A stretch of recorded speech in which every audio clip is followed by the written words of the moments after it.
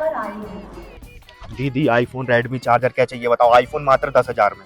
5,000 है भैया मेरे अरे पास। लो 5,000 लाओ लाओ पकड़ो पकड़ो पकड़ो लाओ पैसे दो।